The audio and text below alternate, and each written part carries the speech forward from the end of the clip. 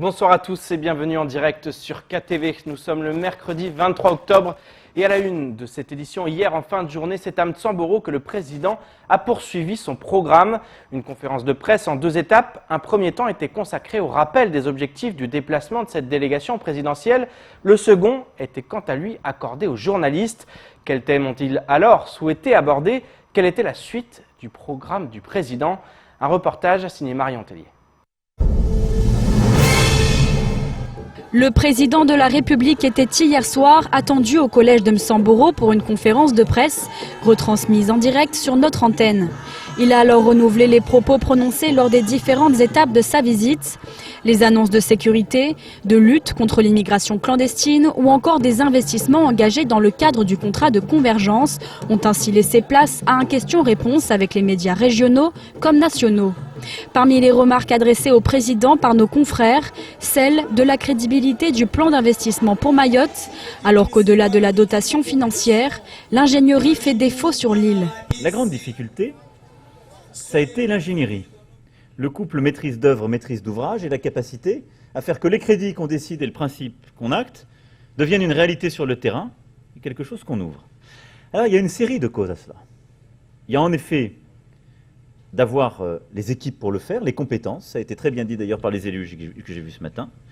Ça veut dire que derrière, on n'a pas toujours été au bon rythme collectivement et que les critères d'autorisation, les procédures qui valent Hexagone sont peut-être trop lourdes dans un terrain qui est beaucoup plus dur.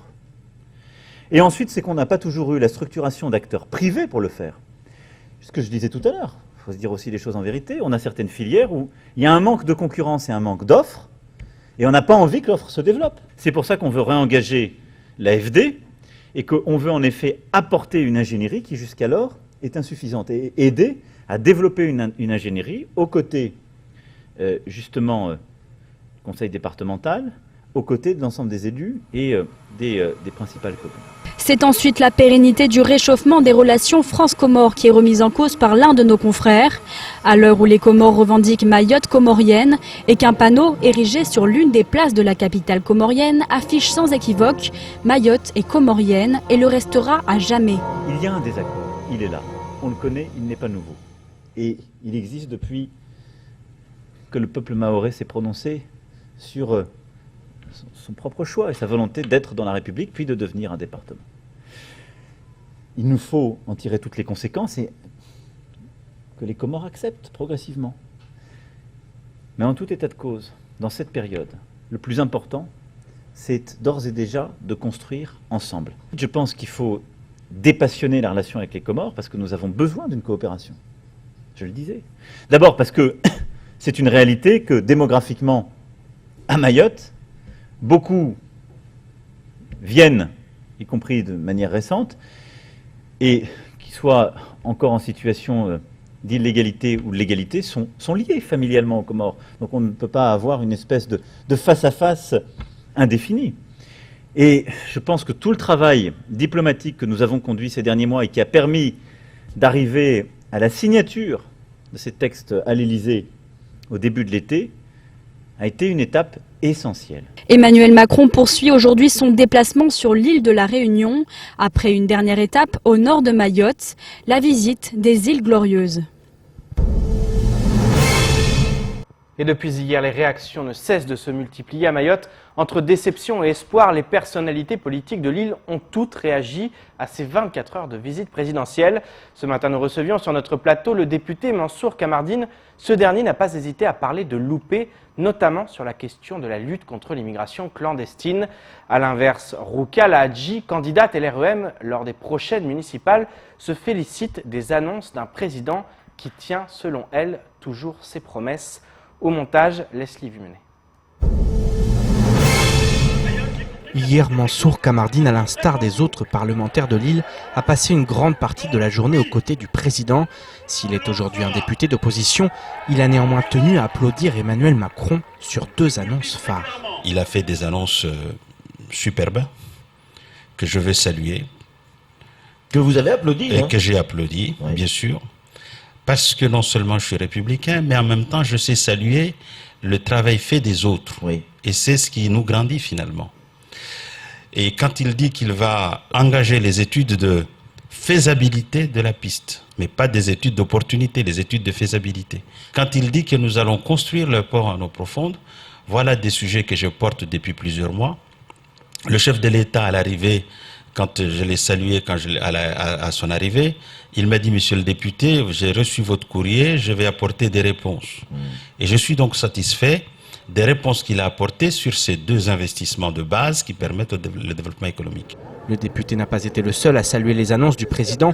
Roukia Hadji, la maire LREM de Chirongui, considère que la grande force d'Emmanuel Macron tient notamment dans le fait qu'il est un homme de parole. Il tient sa parole, ce n'est pas un homme de promesses. Mais tout ce qu'il a dit, il le fait. Lorsqu'il ne peut pas le faire, il ne le dit pas. Et c'est ça qui me réjouit aujourd'hui. Et ce qui est extraordinaire avec lui, il n'engage jamais les autres. Il s'engage dans son quinquennat. Donc nous avons un homme qui nous dit, nous allons réaliser. C'est pour ça d'ailleurs, il a dit, les études sont faites, nous savons exactement ce qu'il faut faire. Maintenant, il faut y aller. Parce que ce n'est pas un homme qui engage les autres, il s'engage lui. S'il est un point sur lequel l'engagement n'a pas été à la hauteur, selon le député, c'est bien la lutte contre l'immigration clandestine. Hier, dans la soirée, Mansour Kamardine envoyait ainsi un communiqué pour parler d'un loupé sur le sujet. Lui-même, il a pris le parti d'inscrire sa visite sur les questions migratoires. Il voulait vérifier le dispositif Shikanda, ensuite probablement impulser des mesures complémentaires pour le rendre plus efficace. Le loupé vient de ce que le président a quasiment parlé de tout, sauf de la véritable question migratoire. Il est venu constater le dispositif qui, malheureusement, en 2 mois, a déjà atteint des limites et n'est pas totalement efficace.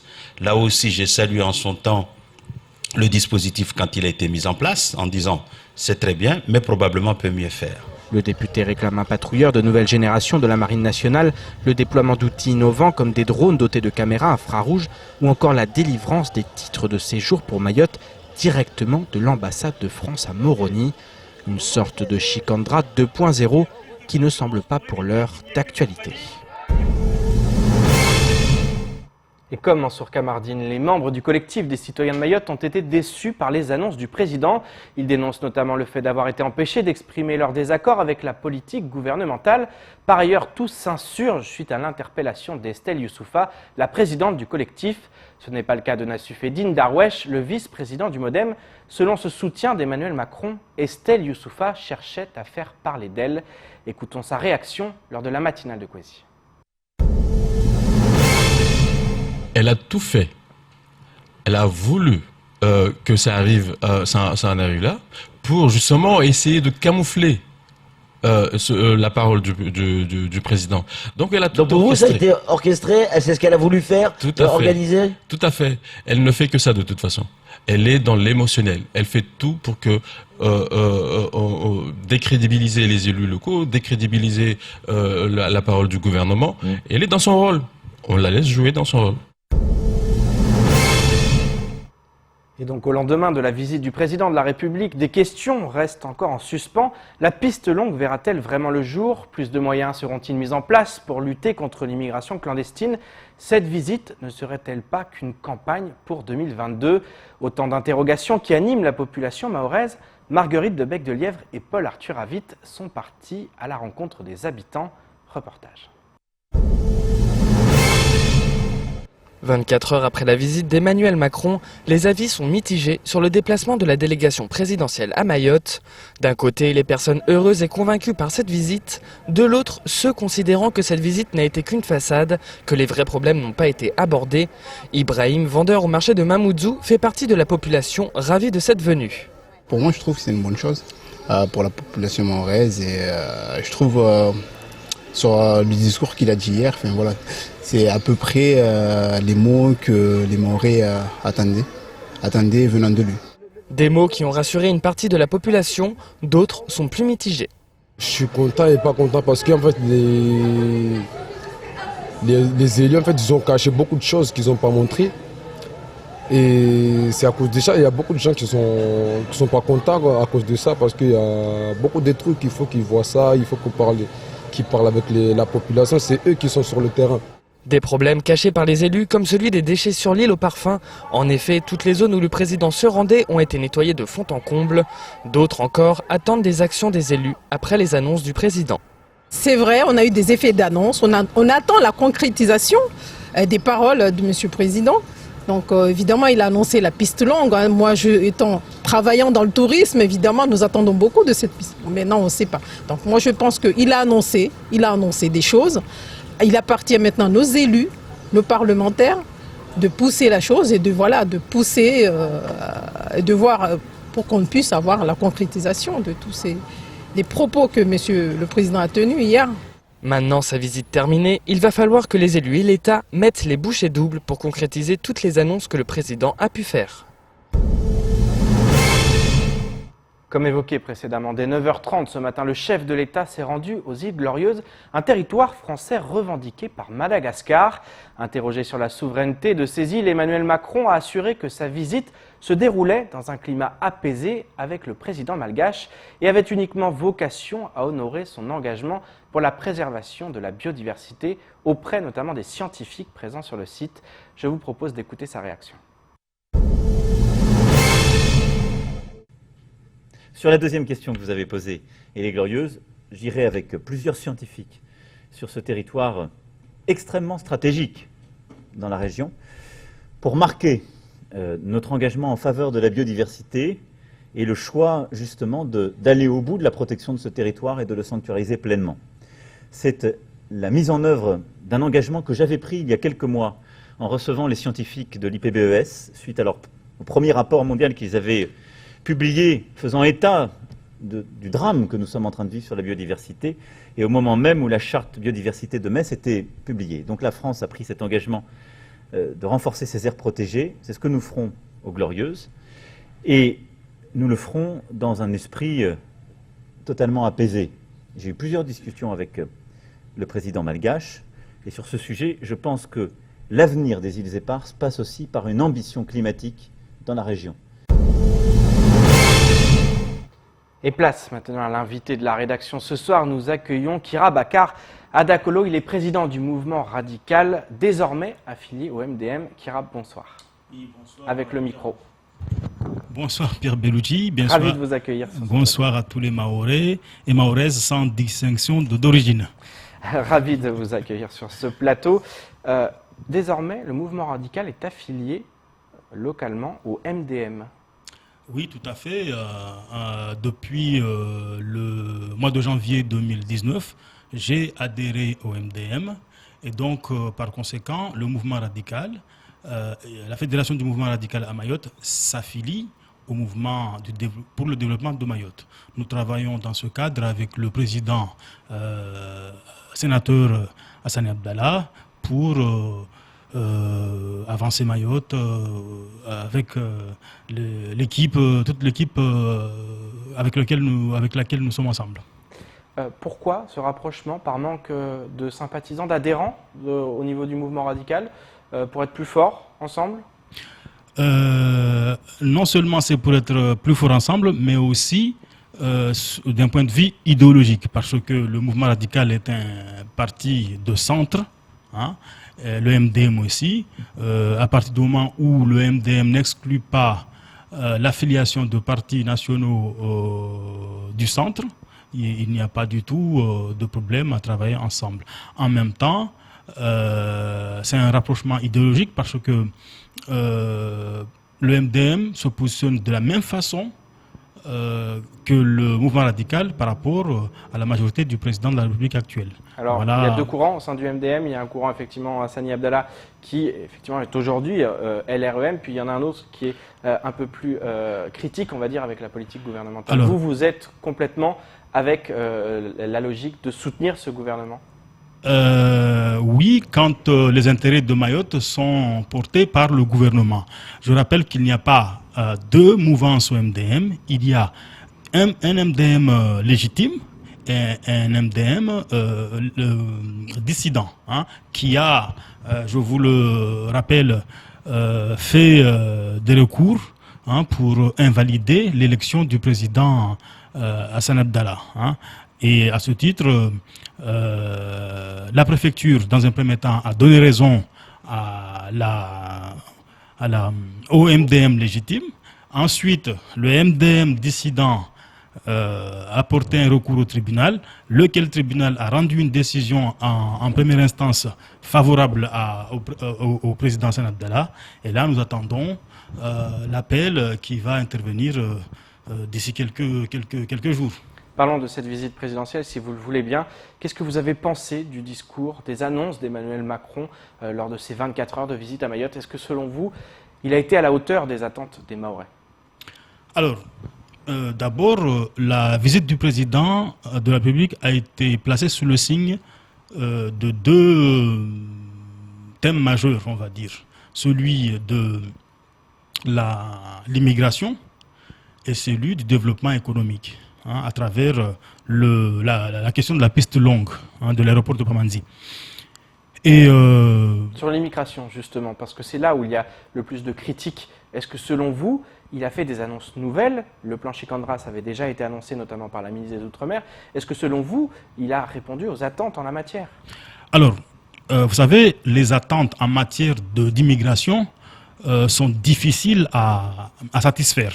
Pourquoi? Parce que on aura beau mettre tous les moyens en place, jusqu'à maintenant, même le plan Chikandra qui a été expérimenté en réalité, et ça fait 2-3 mois, est à bout de souffle au bout de si peu de temps. Vous êtes d'accord avec Mansour Kamardine là-dessus? Qui explique que ça y est, déjà les limites ont été montrées de ce dispositif? C'est là où je veux en venir, parce qu'en réalité, on mettra tout en place, mais tant qu'on n'aura pas résolu ce problème d'immigration clandestine à la source, les flux migratoires augmentera, continuera toujours à entrer à Mayotte. Mais ça, Emmanuel Macron a signé un accord cadre avec les Comores. Est-ce que selon vous, cet accord cadre, qui finalement rentre dans cette lutte contre l'immigration clandestine avec l'opération Chikandra, est-ce qu'il est à la hauteur? Est-ce que le président a bien fait de faire confiance à Azali Assoumani? Alors, le président a fait ce qu'il faut par rapport à cette situation, mais en réalité, tant que les problèmes aux Comores ne seront pas résolus, par le gouvernement comorien, par le Comorien eux-mêmes, à l'aide bien sûr du gouvernement français à travers la coopération régionale, ça continuera toujours. On aura beau mettre en place tous les drones, tous les mécanismes qu'il faut, les passeurs et les clandestins trouveront toujours le moyen de venir. Donc, à mon avis, le discours porté par le président a été à la hauteur des attentes, mais il faudra toujours mettre en place, être vigilant et résoudre le problème à la source. Et ça, selon vous, le président de la République, il est en train de réussir ou pas? C'est la question aujourd'hui qu'on se pose. Est-ce qu'il est en train de réussir au travers de ces 150 millions qui vont être donnés à l'Union des Comores pour développer le pays voisin? Est-ce que selon vous, Emmanuel Macron a bien fait? Est-ce que c'est une réponse qui est à la hauteur des problématiques? Il a certainement bien fait en signant cet accord avec les Comores, parce que c'est un accord de principe qui vise à résoudre ce problème. J'en veux pour preuve que ce matin, un de vos confrères a révélé que le ministère de l'Intérieur comorien avait arrêté 2 passeurs avec des kwassa-kwassa pour les empêcher de venir à Mayotte. Donc l'effectivité des mesures y est, mais le problème économique et social qui subsiste aux Comores, tant qu'il ne sera pas résolu, le flux migratoire continuera toujours. Donc le discours porté par le président a été à la hauteur. Il a fait état de tous les efforts qui ont été mis pour endiguer l'immigration clandestine. Malheureusement, le problème réside au niveau de la source, aux Comores. Il faut d'abord régler le développement économique et social aux Comores. Vous parliez de développement économique. Emmanuel Macron s'est peu adressé aux chefs d'entreprise. Effectivement, il a annoncé ce port en eau profonde, il a annoncé la piste longue, mais il a très peu parlé aux chefs d'entreprise. Est-ce que vous n'avez pas un regret à ce niveau-là? Parce que c'est finalement eux, le développement économique, ce sont les Mahorais qui investissent et qui décident effectivement de se lancer notamment dans l'entrepreneuriat. Alors, je ne partage pas cet avis parce que quand on prend 3 points, le premier, celui du port, commençons par là puisque vous en avez parlé, le port, il a clairement indiqué que la construction du port en eau profonde allait être réalisée pour permettre notamment de constituer un hub, si on veut, afin que toute l'économie de l'Est, de la côte Est africaine vienne dérouler des activités sur Mayotte. Et ça, Kira, c'est à long terme, à court terme pour les entreprises et pour ce développement économique. Alors, à court terme, déjà la réalisation, la construction du port va impulser l'activité économique. Il n'a pas annoncé de date exacte pour le moment. Là, sur le port, il n'y a pas de date exacte. Par contre, sur le port, eh bien, le président a indiqué, sur l'aéroport, pardon, sur la piste longue, que d'ici 18 mois, les études de faisabilité, contrairement à tout ce qu'on a connu jusqu'à maintenant, puisque c'était des études d'opportunité, les études de faisabilité allaient être réalisées, après lesquelles nous allons assister au début des travaux. Hein. J'ose espérer que ce calendrier-là sera tenu et cette parole de la République sera tenue pour enfin permettre un développement économique. Parce que là, en Suisse, on parle de développement économique puisque si l'aéroport venait à être réalisé, la piste longue, c'est-à-dire que les gros porteurs pourraient arriver sans problème, les billets d'avion pourraient être réduits. À ce moment-là, le tourisme viendrait à décoller. Et pour finir sur le volet économique, le président a clairement indiqué, a expliqué en fait le problème de l'ingénierie que les ministres évoquaient sans véritablement expliquer. Et, vous êtes d'accord avec lui sur ce problème d'ingénierie? Oui, sur son analyse de la situation, oui. Mais je ne suis pas d'accord pour dire qu'à Mayotte, il n'y a pas d'ingénierie parce qu'il y a beaucoup d'exemples qui démontrent que les Mahorais sont compétents, ils ont le problème réside ailleurs. Donc, si vous me laissez terminer, le plan de convergence a vocation à se dérouler dans les secteurs économiques de l'île. Donc on ne peut pas dire que le président de la République n'a pas donné des indications sur le développement économique de Mayotte. Un dernier mot, Kira, certains disent aussi que le président, et il l'a dit quelque part, je reviendrai dans 18 mois, dans 18 mois on sera à l'aube des élections présidentielles, ça aura commencé probablement la campagne. Est-ce qu'il ne faut pas y voir dans cette première visite le début d'une campagne pour sa réélection en 2022 ? Moi aussi, je suis comme tous les Mahorais. Les Mahorais ont un adage qui dit qu'ils sont des poulpes, ils veulent d'abord voir pour y croire. Mais quand on voit le délai indiqué par le président, 18 mois avant la campagne des présidentielles, c'est-à-dire que nous aurons l'occasion de voir si vraiment dans 18 mois, les études de faisabilité sont réalisées et l'engagement sur la réalisation de la piste longue. C'est un motif d'espoir, parce que si effectivement ce n'est pas réalisé, il risque d'avoir du mal à faire campagne à Mayotte. Ah bien, tout à fait. Donc, à mon avis, les Anglais disent « wait and see ». Merci beaucoup, Kira Bakara Dakolo, d'avoir accepté notre invitation. Je rappelle que vous êtes le président du mouvement radical, désormais affilié au MDM.